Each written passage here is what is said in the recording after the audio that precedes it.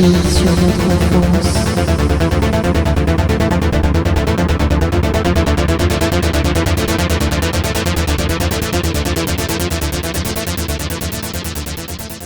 Bienvenue dans J'irai cracher sur votre enfance, le podcast qui fait une perquisition chez vos souvenirs, voilà, à 6h du matin, qui retourne toute votre chambre et qui trouve du shit à la place. Comment vas-tu, Nico ? Franchement, ça va super bien, Bernie, et je suis très content d'être là pour parler de ce film qui a ému bon nombre de fans dans les années 80. Alors aujourd'hui, on va parler d'un super-héros très célèbre. On va parler de Batman, mais de quelle version ? On va parler de celle de Tim Burton en 1989. Est-ce qu'on va parler de Le Batman ? Le Batman. C'est Est-ce comme que ça que ça le titre français, ça devait être au moins le titre québécois. Mais le Batman. C'est le titre du dernier Batman. C'est The Batman. C'est The Batman, ouais. Ouais, mais là, on parle que de Batman tout court. Bon, pour se replonger dans l'ambiance, on se regarde... on se regarde pas, mais on écoute tout de suite la bande-annonce, en français comme d'habitude. Allez, c'est parti. Mais qui êtes-vous ? Je suis Batman. D'où est-ce qu'il sort, ces fantastiques jouets ? J'ai vraiment une vie très... complexe. Un monstre ailé terrorise. Ils vont voir s'ils vont voir avec moi.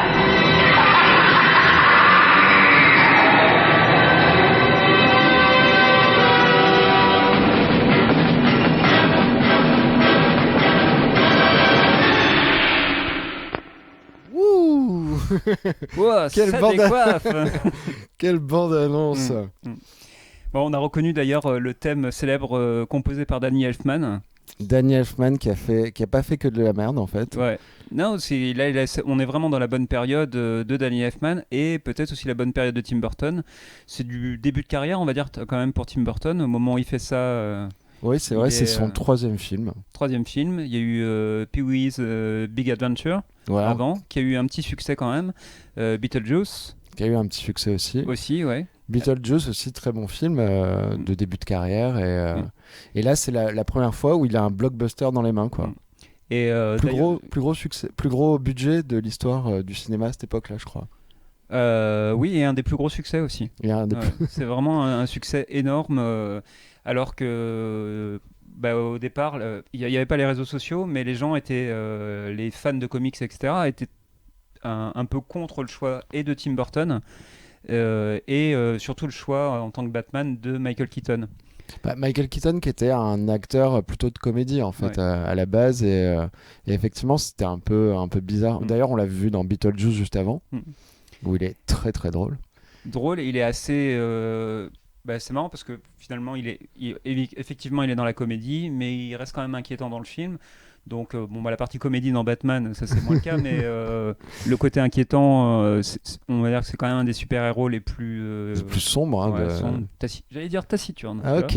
Voilà. Mais sombre, ça marche aussi. Et évidemment, c'est pas vraiment la star de ce film-là, d'ailleurs, parce qu'on a une autre grosse star qui a... Mais qui est cette star ? Mais je ne sais pas, Nico, dis-le-moi. Écoute, il s'agit de Nicholson dans le rôle du Joker, qui au passage a pris un petit billet donc c'était l'acteur le mieux payé. Il a pris $30 millions. 30 millions de dollars. Ce qui même encore aujourd'hui est une coquette somme. La coquette somme de 30 millions de dollars. Je laisse compter avec l'inflation et tout ça, combien ça faisait à l'époque. Ouais, je pense que c'est 3 milliards quoi. Voilà. Ouais. Non, je fais pas d'économie. En gros, il a dit que c'était soit ça, soit il le faisait pas. Et Tim Burton, je trouve, a eu... Belle intégrité artistique. Soit vous me donnez 30 millions de dollars, soit je le fais pas. Merci ça Jack. Ça s'appelle le rêve américain. Mais Tim Burton a eu l'intelligence de dire OK. Et effectivement, il y a quand même, je trouve, un des gros effets spéciaux du film, c'est quand même juste les mimiques et le look et l'aplomb qu'a Jack Nicholson et Tim Burton, dans ce film. Jack Nicholson, c'est un vrai effet du film, je trouve. Est-ce que c'est un film que tu as découvert au cinéma à l'époque ou en cassette vidéo, à la télé Écoute, je l'avais jamais vu avant. Non, je rigole. Alors, il y a deux choses que je trouve assez intéressantes à ce moment-là. Donc c'est sorti en 89 ou en 90 peut-être en France. 89. Alors, en France aussi en 89. Ah, c'est vrai qu'à l'époque, il y avait aussi fois des décalages, mais moi, il me semble que c'était 89. Mais voilà, c'est possible en tout cas. Et je me rappelle que j'avais très envie de le voir parce qu'il y avait la pub dans Spirou Magazine. Ouais. Et je me demande si les gens de Spirou Magazine avaient vu le film avant ou s'ils se référaient pas à l'image de la série un peu la série pop des années 60. Tu vois, ils se sont dit ça doit être l'adaptation de ça, faisons la pub dans Spirou quoi. Et donc je l'ai vu au cinéma et j'ai vraiment eu très très peur en fait. Je devais avoir 9 ou 10 ans et je me rappelle que la scène où le Joker tombe dans l'acide, c'est une scène je voulais partir du cinéma quoi. Ouais. On m'a obligé à rester effectivement. Attaché, voilà, ça s'appelle. C'est comme ça qu'on éduquait les enfants à la fin des années 80. Et finalement il n'y avait pas de HPI et tout ça. Et c'était beaucoup mieux. Ouais. Mais, j'en profite pour rebondir sur cette scène parce que très bonne scène d'ailleurs. Toute la scène de l'usine en fait quand Nicholson n'est pas encore le Joker mais va le devenir, je trouve cette scène à la fois super bien mise en scène, très bien montée et je trouve que c'est un des temps forts du film mais de loin et ça m'a étonné en le revoyant parce que j'avais oublié que Tim Burton était un bon metteur en scène vu que tout le 21e siècle c'est assez pathétique chez lui. Il y a quelques films au début des années 2000 qui tiennent encore à peu près la route, mais après, c'est un chemin de croix. Et dans les un chemin de fer aussi. Un chemin de fer aussi. Il est il dirige la locomotive du mauvais goût. Et je trouve que à cette époque-là, je me souvenais pas que c'était un bon plasticien. Mais je suis totalement d'accord avec toi. Vraiment, en le revoyant, j'ai eu vraiment la même impression que toi. Je me rappelais pas qu'il savait faire d'aussi beaux mouvements, tu sais, de travelling, des choses très élégantes, très sophistiquées, pas aussi rentre dedans que l'image que j'avais gardée effectivement de Tim Burton. Ben oui, mais au point que je n'avais pas de souvenir de scènes d'action mis en scène par Burton, donc c'est assez étonnant à revoir comme ça, et c'est très lisible. C'est pas non plus James Cameron, mais franchement c'est super honnête, et c'est bien mieux pour moi, par exemple, que les scènes d'action faites par Nolan plus tard dans la trilogie Dark Knight. Effectivement, c'est ce que je m'étais noté. C'est très lisible. Il y a un plan qui est magnifique où Batman déploie ses ailes justement dans l'usine. Non, c'est des images qui restent vraiment en tête, tout le côté gothique, et effectivement avec ça, la Batmobile qui est dans les flammes aussi, la Batcave. Je trouve que dans les autres incarnations de Batman, on n'a pas autant d'ampleur en fait. Après, c'est d'autres choix. Hein. Nolan, apparemment, c'était de vouloir faire un Batman réaliste. Je comprends pas trop le délire, mais... Oui, moi c'est quelque chose qui me plaît pas du tout. Là, le Dark Knight était quand même pas mal. Enfin, le deuxième, je parle, mais sur sa trilogie... avec le Joker qui était un peu un clochard. Ouais. Ça, je trouve ça pas mal, mais le côté réaliste de Gotham City qui du coup devient une sorte de Chicago, New York, on s'en fout un peu. Tandis que dans celui-là, moi je trouve Gotham City est vraiment superbe. La Batmobile, elle est magnifique. L'autre, dans le Nolan, c'est un tank. Ouais, voilà. Alors ça a du sens par rapport à la vision qu'il a de Batman, mais je préfère 1000 fois celle-là en fait. Mais après, je me suis fait la réflexion, est-ce que ça vient pas juste du fait que, en fait, ce Batman de Tim Burton, c'est notre Batman. Tu vois, comme le Nolan, peut-être pour les ados, ça va être leur Batman, comme le Batman de Robert Pattinson, je me rappelle plus comment ça s'appelle, Matt Reeves. Oui, peut-être. Ouais. En tout cas, le Batman de Robert Pattinson sera le Batman de leur génération. Chaque génération, de toute façon, a son Batman, de la même manière que le Batman avec Adam West. Oui. C'était leur Batman et ils ont vachement décrié le choix du Batman avec des grandes oreilles, tout en noir, très sombre, quoi. Donc, est-ce que chaque génération ne défend pas son Batman quelque part ? C'est pas une vraie question. Il peut y avoir ça, et c'est marrant de voir le décalage parce que à la fin des années 80, là il se réfère à la version en fait de Frank Miller, donc année 0, etc., année 1. C'est Dark Knight Returns en fait, et c'était vraiment un Batman qu'on voyait pas normalement. Justement, ils étaient bloqués à ce Batman un peu rigolo avec les méchants hauts en couleur, mais pas très inquiétant. Et maintenant, par rapport aux versions réalistes, on va dire, de Nolan, ça apparaît presque comme pas rigolo, mais il y a un peu un côté comme ça. Le décalage, c'est du comics, quoi. Et alors que Nolan, ça paraît, je pense, une version très dite mature. La version de Nolan, moi, je vais pas cracher dessus pendant 2 heures, mais c'est une version très monolithique. C'est une version très monolithique. En fait, j'ai l'impression que ce Batman de 89 de Tim Burton, c'est encore une version un peu hybride. Tu vois, avec des choses très très sérieuses, des choses très réalistes aussi, mine de rien, dans certains sentiments. Je pense notamment au jeu de Michael Keaton, qui est quand même, au final, il fait passer des choses assez subtiles dans la colère rentrée, je trouve, j'ai l'impression que le fait qu'il ait pris un comique qui puisse pas s'exprimer comiquement, il y a une résonance avec Batman qui a des choses enfouies en lui qui peut pas non plus ressortir. Alors moi, en revoyant le film, c'est marrant parce que pendant longtemps, justement, j'avais ce truc-là, c'était donc mon Batman, celui de 89 et celui de 92. 92 avec Batman. Le défi. Qui, Batman Returns. Voilà. On sait pas qu'est-ce qu'on doit dire. Batman retourne. Voilà. Batman a le défi. Batman retourne le défi. La version. Voilà. C'est le match. Et donc, moi, j'étais vraiment un gros défenseur de Michael Keaton en incarnation et de Bruce Wayne et de Batman. Et en fait, en revoyant le film, je me dis que quand même il ressemble beaucoup trop à Julien Lepers. Et donc, bon, ça apparaît comme une vanne, mais il y a aussi. Je trouve qu'il y a un petit manque quand même de charisme en fait chez Michael Keaton. Il est assez lisse, il a l'air très maquillé en fait dans le film. Il a cette coiffure de la fin des années 80 américaine, une espèce de nuque longue avec une salade sur la tête. C'est pas le pire dans les nuques longues. Voilà. Mais c'est quand même une petite nuque longue. Et il a des sourcils assez épilés, je crois. Et je crois que j'ai été un petit peu déçu en le revoyant de ce qu'il était. Bon, finalement, je trouve que c'est un Bruce Wayne qui n'est pas très sympathique. Alors, moi je suis d'accord avec toi, mais je trouve qu'en Batman, y a un truc dans son regard et qui passe qui passe mieux que dans les autres incarnations de Batman. Je suis d'accord que le Bruce Wayne est très falot et tu vois, et on sait pas trop ce qu'il fout là, mais on a su après, tu sais, que le costume, ça allait. Il pouvait pas trop bouger, notamment dans celui de 89. C'est le pire costume vu que c'est le premier et qu'après, tu vois, petit à petit, ils ont un peu libéré le coup, tout ça. Mais malgré ça, en fait, moi je trouve que ça apporte quelque chose à son jeu en Batman en tout cas. Alors en Batman ça passe. En tant que Bruce Wayne, c'est vrai qu'il m'a fait moins grande impression en le revoyant que pendant toutes ces années, ce que j'avais pu garder, le souvenir en fait d'un Bruce Wayne. Le côté un peu monolithique et tout ça, moi ça me dérangeait pas du tout quoi. J'aimais bien ce truc là de pas être dans la vanne et tout, mais je sais pas, pour moi il lui manque quand même un peu T'aimes pas les Marvel, une vanne, un truc? Ça j'aime pas trop, non. C'est bizarre.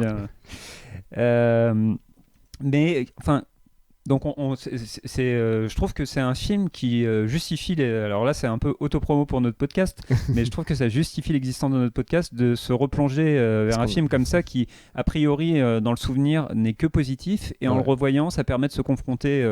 Alors le but c'est pas de défoncer à chaque fois le film en disant en fait on se trompe, le film était nul et tout ça, mais des fois je trouve que le souvenir est pas forcément à la hauteur. La réalité n'est pas forcément à la hauteur du souvenir. Moi, je trouvais que ça, en termes de hauteur, ça va, mais par contre, il y a plein de choses dont j'étais passé complètement à côté quand j'avais 10 ans. Je sais pas si ça t'a fait cette impression, mais moi, le délire artistique, donc en gros, le Joker, il veut pas vraiment... c'est pas tellement un sanguinaire, ou c'est pas... En fait, c'est un mec qui veut faire une sorte de performance. Ouais, globalement, c'est ça, ouais. C'est assez particulier quand même comme Rêve du méchant, je trouve. Bah oui, il y a cette longue scène dans le musée où il repeint des Basquiat ou des trucs comme ça. Il pète des statues, etc. Et après, ça devient... En fait, il y a quelque part... c'est presque... Ça me fait penser au dernier film de Cronenberg, dans Crime of the Future, où finalement, la performance, après... c'est même sur ton propre corps, quoi. Et là, il veut refaire les visages, quoi. Oui, c'est ça. Ouais. Et il y a ce truc-là de casser des statues sur du Prince. On n'a pas beaucoup parlé de Prince. Ah ouais, alors du coup, je vais parler de Prince. Je pense que je suis l'autorité Prince dans ce podcast. Fais-toi plaisir. Mais donc, c'est Danny Elfman qui fait la BO. Il y a 2 BO, en fait, dans ce film-là. De toute façon, il y a la BO de Batman et la BO du Joker. Quoi. Et en fait, donc Tim Burton voulait utiliser, et Jack Nicholson voulait utiliser 2 morceaux célèbres de Prince. C'était Baby I'm a Star et 1999. Et Prince a dit non, moi je suis fan de Batman, donc ce que je vais vous faire des nouveaux morceaux. Donc de toute façon, Prince n'aimait pas trop se tourner vers le passé, donc il a préféré faire des morceaux, et donc il a fait une BO qui est plus ou moins inclus dans le film. Il y a quelques morceaux qui n'y sont pas en fait finalement, mais la majorité est, mais placée un peu difficilement. Il y en a un petit peu dans l'intro, il y en a dans la scène du musée, il y en a pendant le défilé du Joker où il distribue des billets. Mais voilà, donc il fait ce BO là qui a pas grand chose à voir en fait avec Batman. Il y a ce gros hit aussi de la Bat Dance qui était vraiment un phénomène à l'époque, numéro 1, un morceau très, très fin des années 80, moitié de dance, qui est pas si mal en fait comme morceau, mais ça reste du Prince quand même. Ouais. Et c'est donc il y a le placement comme ça de la musique de Prince qui est un peu bizarre. C'est pas le meilleur album de Prince finalement, mais bon voilà. Il a pas fait d'autres BO de Batman d'ailleurs, Prince? Non, je confonds. Après, les seuls BO qu'il a pu faire de films, c'est la BO de ses propres films.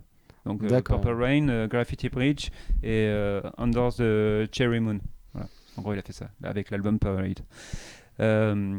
Donc voilà, c'est un exercice déjà un peu bizarre. C'est un peu ce qu'a fait Kendrick Lamar au moment de Black Panther. D'accord, oui, c'est ça, c'était Black Panther. Voilà, c'était plus, il y avait la BO normale, plus après des morceaux qui évoquent un petit peu. J'ai lu effectivement que Kendrick Lamar ait fait la BO de Black Panther, mais en ayant vu Black Panther, je sais pas dans quoi, mais donc effectivement ça doit être un peu comme. C'était un peu cet esprit-là, quoi. La jurisprudence Prince. Après, voilà, Tim Burton, effectivement, donc c'est jamais caché de vouloir faire un film plus sur le Joker que sur Batman. Et d'ailleurs, pour la préparation en fait de ce podcast, moi, où j'ai revu Batman le défi, et pas le retour du défi. Et donc là, on l'évoque vite fait parce que c'est dans les années 90 et nous, là, on se concentre vraiment sur des films des années 80. Mais dans Batman Returns, du coup, c'est très... c'est le Tim Burton qui s'affirme et ça devient Batman, c'est vraiment une toile de fond, quoi. Donc il s'attarde que sur les méchants et Batman est presque un figurant dans le film là, quoi. Et on sent que c'est peut-être déjà ce qu'il veut faire dans le premier, sauf qu'il n'a pas encore ce poids-là dans l'industrie pour imposer sa vision. Mais c'est vrai qu'il le fait subtilement, mais le choix de Jack Nicholson, le choix de... Qui écrase un peu tout, quoi, Nicholson dans ce film-là. Nicholson, qui fait son petit hold-up, qui n'a pas volé ses 30 billets. Et moi, j'étais assez étonné parce que j'avais le souvenir aussi d'un Nicholson très exubérant. Et au final, il a un peu vu son rôle, mais c'est pas si...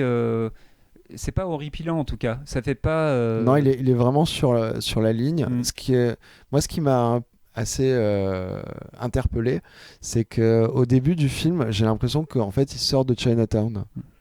Quand il est encore en... Ouais, il y a un truc comme ça. Ouais. Parce qu'il y a cette ambiance un peu années 50 et c'est comme s'il faisait un peu sa mue passer des années 50 aux années 80 et je trouve que le film a une ambiance très années 50 au début et avec le Joker, on a l'impression qu'ils vont arriver dans le 21e siècle, quoi. Il y a de ça et quelque part je le trouve, pour parler de la filmographie de Nicholson, je le trouve presque plus sur la retenue que dans Shining.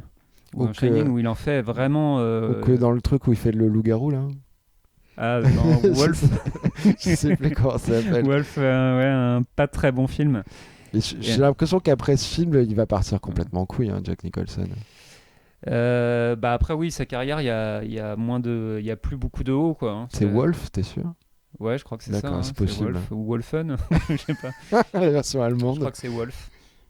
Et on n'a pas parlé du reste du casting. Il y a Kim Basinger quand même qui est assez importante, qui est encore une star à cette époque-là. Toi, t'as pensé de quoi de ce rôle alors de journaliste? Elle est quoi, elle est journaliste, c'est ça? Ouais, Vicky Vale, elle joue une espèce de journaliste qui fait des reportages de guerre normalement et qui là va s'attarder sur Batman, qui va essayer de découvrir qui il est et puis qui va être charmé par Bruce Wayne au lieu peut-être de rester avec son pote journaliste. Son pote journaliste qui a priori à peu près de la même classe, mais j'ai l'impression qu'elle préfère les milliardaires. Et il se moque un peu, d'ailleurs Bruce Wayne il se moque un peu de son pote C'est genre, c'est un vase chinois. C'est là où, en fait, je pense qu'il y a quelque chose qui m'a énervé. Je le trouve assez énervant, en fait. J'ai l'impression que c'est comme si Bernard Arnault venait se moquer, en gros, d'un prolo. D'un journaliste, en disant... Et j'ai trouvé, alors évidemment, Batman, c'est dans son histoire, il est riche, c'est un héritier, etc. Mais je trouve qu'il fait pas grand-chose de ce fric-là pour la communauté, en fait. Gotham City, ça a l'air de pas bien aller du tout. Et j'ai l'impression qu'il signe des accords avec d'autres personnes. Il est là pour kiffer, quoi. C'est un peu ça. Et puis de temps en temps, il met son costume pour venger finalement son trauma d'enfance. Bon, c'est l'histoire de Batman. C'est pas justement, il est pas si sympathique que ça. Mais je sais pas, le justicier milliardaire, il y a un côté amour du risque en fait. C'est Jonathan Hart en fait, avec un costume de chauve-souris. Moi j'ai eu une pensée émue pour Kim Basinger parce que c'est vrai qu'elle restera jamais comme une des copines de Batman connues, parce que juste après il y a Michelle Pfeiffer et Catwoman qui a un peu tout balayé et qui, je pense même après elle ou avant elle, il n'y a pas grand chose quoi. Elle a tué le game quoi, Michelle Pfeiffer, je pense. C'est pas elle qui me gêne, mais je trouve que c'est le regard en un fait, peu. Bruce Wayne, c'est juste un consommateur de femmes. Il y a un côté et vraiment... ça te gêne?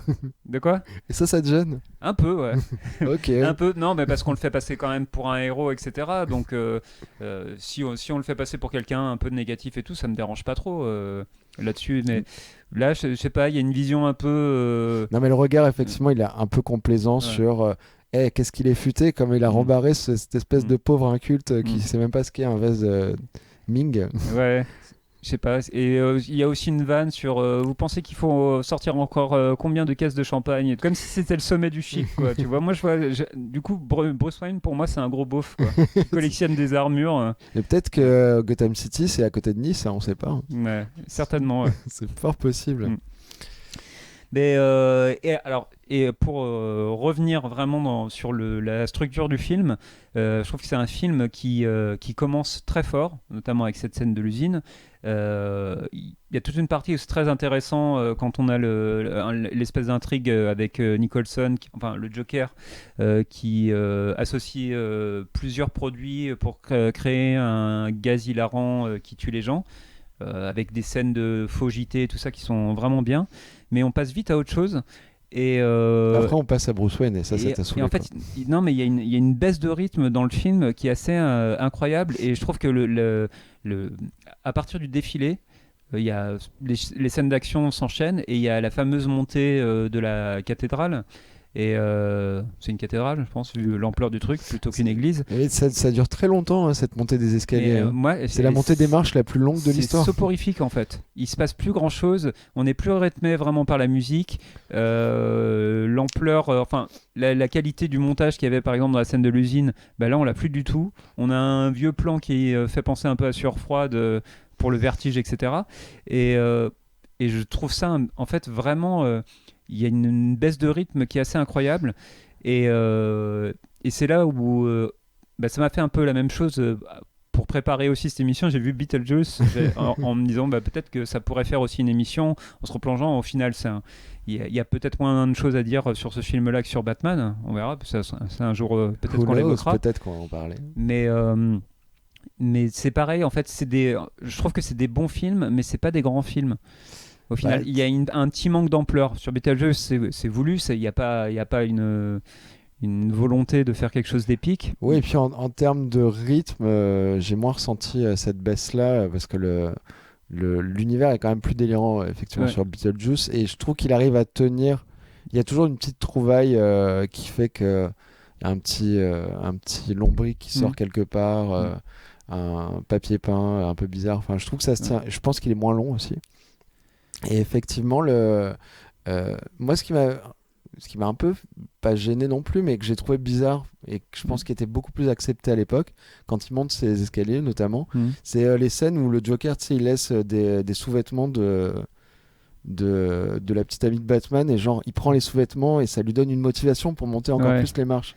Ouais. Je me suis dit, c'est bizarre. Non, je sais pas trouvé ça un peu... à l'époque, c'était ça. Je vais la venger, mais pas forcément un truc sexuel, mais genre... il est en train de profiter de ma femme, ça me donne encore plus envie d'aller lui péter la gueule. Enfin, voilà, en gros. En revoyant le film, moi ce que je vois, c'est que Batman, c'est juste c'est Charles Bronson avec un costume. C'est vrai, alors c'est plus l'amour du risque. Hein. Ouais, on a passé. J'ai vu 2 choses. J'avais vu Jonathan Hart et Charles Bronson en général. Mais on a vraiment le schéma de Charles Bronson, c'est-à-dire on voit le meurtre de ses parents et à partir de là, ça justifie toutes ses autres actions. Quoi. Quand on voit ça, puisque c'est très cruel, ce flashback avec la mort de ses parents, tué par le Joker. On l'aura vu, la mort de ses parents. Ouais. Dans plein de versions différentes. Et à partir de là, il peut faire à peu près n'importe quoi.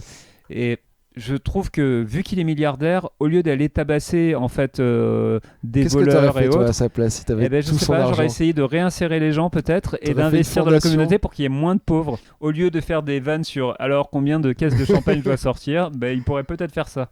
Alors après, on n'aurait peut-être pas de film Batman.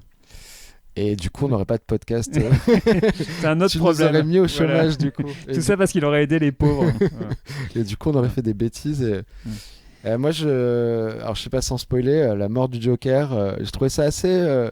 pour le coup, ça m'a sorti... C'est une dernière image que je trouve assez marquante. Et je trouve que, effectivement, Jack Nicholson apporte ce truc d'humanité qui fait que je trouve ça très pathétique, en fait, cette mort du Joker. Oui, en fait, il y a vraiment cette baisse de rythme de l'église, mais après, sur la toute fin, on retourne sur quelque chose de fort. C'est un film que je trouve juste un tout petit peu inégal. Avec un ventre mou, comme on dit dans le jargon. Ouais. Mais c'est dommage que le ventre mou, en gros, ça soit presque le dernier quart du film, parce que c'est le moment où normalement tu dois avoir un peu une remontée, et je pense d'avoir voulu raconter peut-être trop de choses. C'est qu'il s'est encombré avec cette histoire d'amour et je pense que s'il avait enlevé ça, on tenait peut-être un petit chef-d'œuvre, quoi. Ouais, mais bon, ça reste vraiment une bonne adaptation de Batman, mais je me demande quel regard peuvent avoir des jeunes en fait, en voyant maintenant qu'ils sont habitués à d'autres versions de Batman, peut-être plus modernes ou plus réalistes. En revoyant ça, est-ce qu'il n'y a pas un côté presque fauché, quoi? Est-ce qu'ils regardent pas le Batman comme nous on regardait la série de Batman des années 60 du coup? Ouais, en trouvant le truc peut-être un peu kitsch, en disant mais je comprends pas pourquoi Julien Lepers est-ce qu'il a fait ça avant d'être viré de Question pour un champion? Et est-ce qu'ils se disent pas mais c'est bizarre quand même, pourquoi le réalisateur de Dumbo fait des films aussi sombres? Et de Big Eyes pour parler de ses plus grands films. Parce qu'on peut pas parler de Batman sans parler de la déchéance de Tim Burton, donc... on a 1 minute pour cracher dessus. Moi, je tiens juste à dire que du coup, il a commencé chez Disney, Tim Burton, avant de faire tous ses films. Et ça me fait juste dire que Disney, c'est un peu comme Las Vegas. Tu vois, tout ce qui se passe à Disney reste à Disney finalement. Et... voilà, je finis là-dessus sur Tim Burton. Ouais. On pourra dire quand même qu'après Batman, il a fait quand même une bonne première partie de carrière, Tim Burton. Ouais, il a avant de faire n'importe quoi. Il a enchaîné Edouard aux mains d'argent, Batman Returns. C'est peut-être une des plus grosses déceptions du cinéma américain, Tim Burton, une des plus grosses déchéances en partant pas d'aussi haut, mais en tout cas, il a fait quand même beaucoup de bons films, ou voire même très bons films. Je pense à Good, mais pour après finir sur un truc où c'est pathétique. Moi, j'ai l'impression que le problème aussi de Tim Burton, c'est que son style a tellement été copié que lui-même est devenu une de ses nombreuses doublures. Dont on reparlera peut-être dans un autre épisode de ce podcast, les questions de doublure. Mais effectivement, tu vois, je trouve que c'est devenu lui-même un ersatz de Tim Burton. Et ce côté un peu gothique qu'on a dans Batman avec... Mais on a aussi Danny Elfman qui s'est beaucoup auto-pompé, quoi. C'est bizarre comme phrase. C'est pas qu'une question de souplesse. et dans le 2, justement, on est déjà dans cette phase où Tim Burton est conscient de ce qu'il est et où il en fait... il oublie Batman et il fait qu'un film de Tim Burton. On voit déjà qu'il veut vendre des figurines, des trucs comme ça. Et Danny Elfman fait déjà ses petits trucs avec les voix. Ya ya ya ya ya ya ya. Voilà, un peu pénible cette espèce de gimmick. Il y a des bonnes choses, notamment le thème vraiment de Batman. C'est le meilleur thème de super-héros pour moi. Qui a servi aussi pour la série animée, qui était peut-être la meilleure adaptation de Batman d'ailleurs, la série animée. C'est pas impossible. Je sais pas, moi j'aime pas Batman de toute façon. Donc, ah ouais, je rigole. Pro Spider-Man. On en reparlera. D'après une histoire vraie quand même, ce que je raconte, non? C'est pas faux. Ouais. Mais voilà, le thème principal, c'est devenu un classique, quoi. Mais Danny Elfman, c'est pareil, il est devenu une parodie de lui-même très rapidement, comme Tim Burton est devenu une parodie de lui-même très rapidement, quoi. Est-ce qu'ils sont la même personne? Eh bien, peut-être, et nous le saurons peut-être dans un prochain épisode de J'irai cracher sur votre enfance. Salut Nico. Salut Bernie. Voilà, et puis on vous dit à la semaine prochaine et revoyez Batman et développez votre propre avis à la fin. J'ai l'impression qu'on est un peu comme Tim Burton, on sait pas finir les trucs. C'est ça, il y a vraiment un ventre mou dans cet épisode. C'est pas le mien en tout cas.